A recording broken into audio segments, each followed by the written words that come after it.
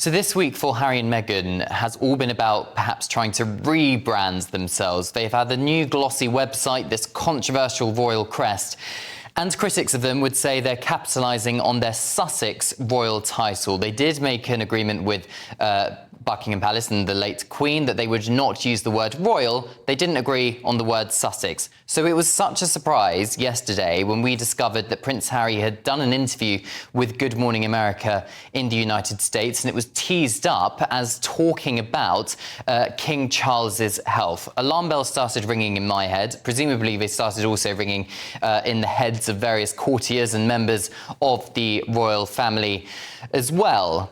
But Prince Harry refused to be drawn on private details about King Charles's health when he was asked about it. So he did confirm that he spoke to the King, and that's how he discovered he had been diagnosed with cancer. He also said he was grateful to be able to travel to the United Kingdom to spend time with his father, but he did stop short of offering up to the media any private details about the King's health, which would be a welcome relief to Buckingham Palace and a far cry away from previous interviews he's given when he's been promoting his memoir Spare, and indeed during that controversial Netflix series documenting Megxit, their stepping back as working members of the royal family, where they did reveal lots and lots of private details. So clearly there is a bit of a difference with this one. The whole interview was done to promote, or Prince Harry wanted it to promote, the Invictus Games, the games he set up in 2014, championing the recovery of wounded veterans across the world. Next year,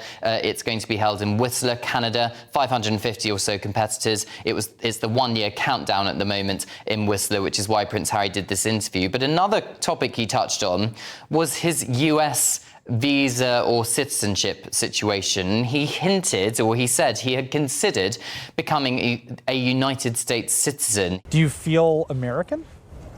Do I feel American? No, I don't know. I don't know how I feel. Would you think about becoming a citizen? I have considered it. Yeah. Yeah. What would stop you from doing it? I have no idea. I'm here standing next to this with these guys, and the American citizenship is a thought that has crossed my mind, but certainly not something that's a high priority for me right now.